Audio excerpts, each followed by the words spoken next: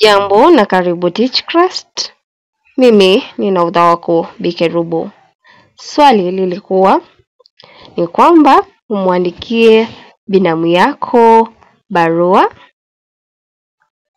na binamu huyu ana uraibu wa dawa za kulevya.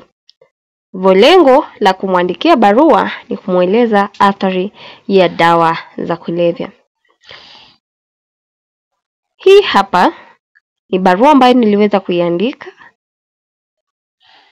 kama kielelezo cha insha ya barua ya kirafiki. Natumai utafurahia. Anwani: Ruth Kerubo Nyakundi, sanduku la posta 499, Kazamoyo. Tarehe ilikuwa ni 19 mwezi Mei mwaka 2024. Mtajo: kwa binamu Furaha. Utangulizi: salamu tele zikufikie huko uliko. Ninatumai ubuheri wa afya na Mungu wa rehema anakuhifadhi. Binafsi niko mzima na kulibingirisha gurudumu la masomo, japo lizito kama nanga. Nina swali moja kwako binamu. Mbona umeadimika hivyo mithili ya wale wadaku? Kasiki hizi salamu hunitumia kama ilivyo ada yako. Hata ujumbe mfupi wa senti 50 tu. Wahenga walisema mbiu ya mgambo ikilia pana jambo. Lengo la kukujarazia waraka huu ni kukueleza athari ya dawa za kulevya. Kwani shangazi aliponitembelea shuleni aliniarifu kuwa umejitoma katika lindi la utumizi wa mihadarati. Kilichonisononesha mno ni tuhuma kuwa ulikamatwa na vijana wengine mkiwa na misokoto ya bangi, kisha mkatiwa mbaroni na kuhukumiwa kifungo cha miezi 6 au faini ya 300 taslim. Ilimbidi kuuza ng'ombe wawili na kuchukua mkopo ili kulipa faini angalau uwe huru. Mwanzo, dawa za kulevya ni kemikali ambazo huleta utegemezi. Dawa hizi haswa vichangamshi kama miraa na mogoka huchangamsha mwili kupita na kuchangia kusinyaa kwa mishipa. Jambo hili hupelekea shinikizo la damu na shambulizi la moyo au mapigo yasiyo kawaida, hivyo kuzuka kwa kifo cha ghafla. Je, ungetaka kuacha shangazi na wanuna wako katika hali ya zimanzi? Pombe huwa na kemikali aina ya methanol inapofusha na kuua. Kemikali nyingine ya hatari katika dawa za kulevya kama sigara ni nicotine, inayofanya meno na vidole kupiga manjano. Ukiongezea kutozingatia usafi, mraibu wa mihadarati huanza kunuka kibebero kutokana na ugaga uliokolea, kujitabawalia na matapishi. Harufu mbaya mithili ya fungo hufanya mlevi kukimbiwa na wenzake hadi akabaki mpweke. Huu upweke huleta msongo wa mawazo. Ukiongezea hali ya kutohisi furaha, mtu huweza kujidhuru hata kujitia kitanzi. Sijui wapo ulitazama habari za kusikitisha kuhusu mwanaume aliyekata sehemu zake za siri akiwa chini ya mihadarati. Utumwa ulioje! Pili, ushabiki wa dawa za kulevya, haswa uvutaji wa dawa za kulevya kama sigara, shisha na ugoro huchangia maradhi sugu kama pumu, homa isiyoisha na muhina, yani kutokwa na damu puani. Dawa za kulevya hufanya sehemu za mwili kunyongonyea, pakiwemo ulegevu wa kope za macho, miguu kuisha nguvu, kuhisi baridi na kutetemeka kama bua la mahindi. kwenye majira ya kipupwe. Pamoja na hayo, mfumo wa hewa hushindwa kufanya kazi kama kukosa harufu, uharibifu wa mapafu, hivyo kuhema. Kutia chumvi kwenye kidonda. Dawa hizi huwa na chembe za kansa, hivyo kusababisha saratani ya mapafu. Midomo nayo huwa mikavu mithili ya kaukau. Ngozi upauka kama iliyomwagiwa unga. Misuli nayo huishiwa nguvu na wakati mwingine mtu huhisi maumivu mwilini. Matumizi marefu ya pombe huchangia uharibifu wa figo na maini. La mno ni kuwa mume anayeshiriki dini ya ulevi huzorotesha nguvu za kiume na kushinda kumfikisha mkewe kileleni katika tendo la ndoa. Wanawake wanaotumia mihadarati hawasazwi. Kijusi ulemazwa na wakati mwingine mama mjamzito hushindwa kuhimili mimba. Isitoshe, mazoea ya vileo kwa mtu anayeugua kisukari huleta kiharusi. 4. Matumizi ya dawa za kulevya huharibu mfumo wa ufahamu. Ndiposa mlevi huchanganyikiwa akili hivi kwamba hana utambuzi wa hali halisi na hali inayotokana na ulevi. Dira ya binadamu ni kichwa, lakini mihadarati hususan pombe hupunguza uwezo wa kujizuia na kufanya maamuzi, hivyo kuongezea hatari ya ajali barabarani na hata kushiriki katika ngono bila kuwajibika.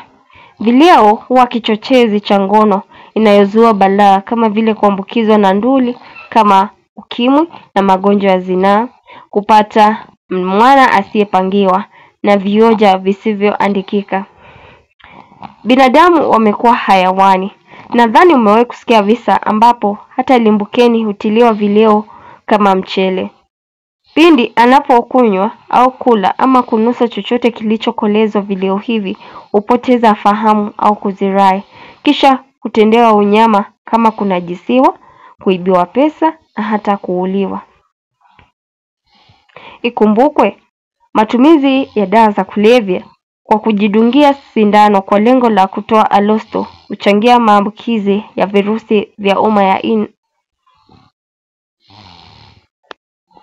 Licha ya hayo, dawa za kulevya zinapoenda bongoni huzuia ufyonzaji wa vihisishi kama dopamine.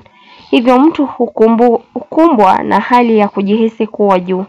Muda mchache baadaye huhisi kudhoofika na hivyo basi hutamani kuendelea kujisikia mwenye raha na furaha. Kadri anavyochochea hisia hizo, ndivyo anapopalilia mchakato huo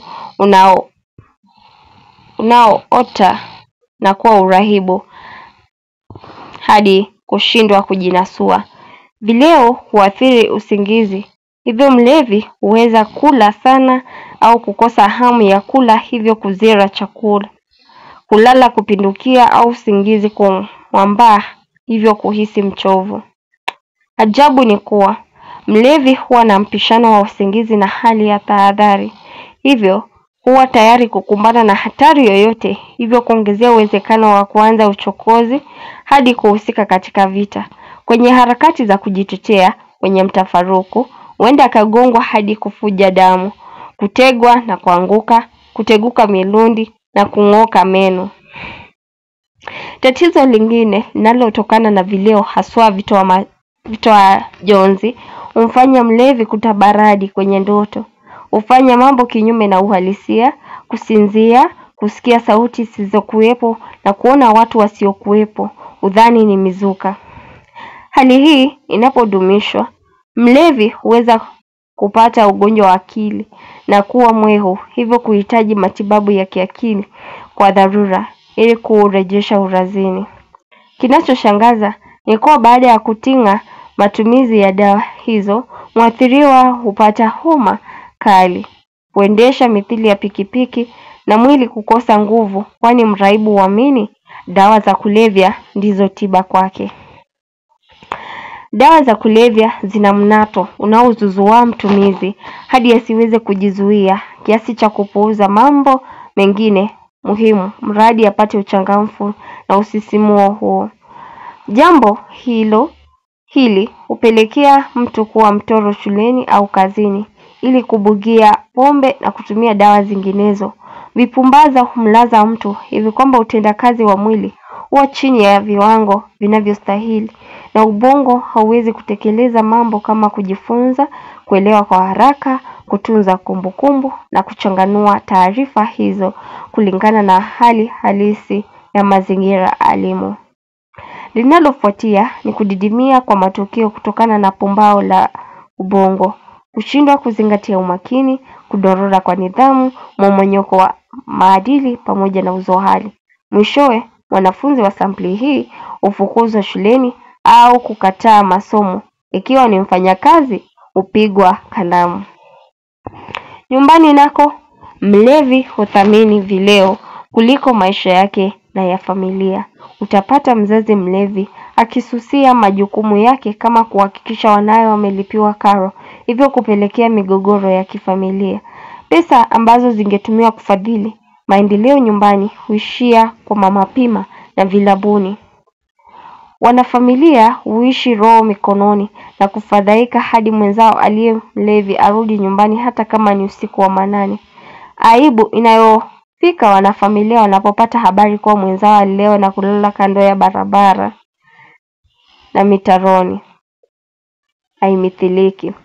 Wakati mwingine unapata mlevi hakujistiri vyema dhidi ya baridi na hivyo huenda kakata roho. Wengine wanapoingia nyumbani huzua vurugu hadi kuchapa watu, hivyo kukosesha wanafamilia amani, na tujuavyo majuto ni mjukuu huja baadaye. Ndoa na familia huvunjika. Dawa hizi huwa na maafa kama kisa ambapo mke aliuliwa kwa kudungwa mkuki na mmewe aliyekuwa mlevi baada ya kugombana. Dawa za kulevya humgharimu mtu kitita cha pesa. Hivyo huenda akauza vyote alivyo navyo hadi akafilisika, mradi apate hela za kununua dawa hizo. Chambilecho achezaye na tope humrukia. Huenda akajiingiza kwa uhuni kama vile wizi, tapeli, ujambazi, ugaidi na kadhalika, kusudi apate pesa za kumudu uraibu huo. Uhalifu unapokithiri mipaka na wakazi wa eneo husika kuhisi kuna utepetevu katika vyombo vya dola, huenda wakachukulia sheria mikononi kwa kero la kukosa usalama na mwishowe kumkabili hivyo kufunzwa na ulimwengu. Mwisho na si akali ni kuwa utumizi na ulanguzi wa mihadarati ni hatia. Licha ya kuwa kuna dawa zinazoruhusiwa kama sigara na pombe, kuna dawa za kulevya ambazo zimepigwa marufuku kama bangi, mirungi, heroini na cocaine. Vita dhidi ya vileo haswa pombe haramu vinazidi kupamba moto kutokana na ongezeko la visa vya vifo, ubakaji na hasara zingine. Hivyo operesheni za kukabili janga hili unasa waliomo na wasiokuwamo.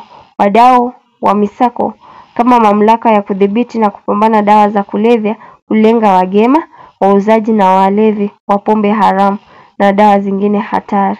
Kadhalika, nchi zingine kama Vietnam na Malaysia, mtu anaweza kuhukumiwa kifo kwa kuhusishwa na dawa za kulevya. Sina la ziada ila kukuombea na kutumai umepata mwanga kuhusu fumbo hili. Dunia inahadaa, kiumbe jitunze dhidi ya mihadarati. Na kusihi utembee kwa njia za kiungu na kutubu, kwani dhambi ikikiriwa ni nusu ya marekebisho. Tutaonana likizo ya Agosti, lakini tutaendelea kuwasiliana kwa barua. Kwa heri. Wako mpendwa, binti yako Ruth Kerubo. Naionaje hiyo insha? Kwa na kasheshe pale, lakini tunaweza kufanya marekebisho. Ikiwa umeweza kutazama video hii hadi wakati huu, nashukuru sana. Zidi kusubscribe, kushare na hata kulike. Na tuweze kuwasiliana hapo chini kwenye kisanduku cha comment. Kwaherini.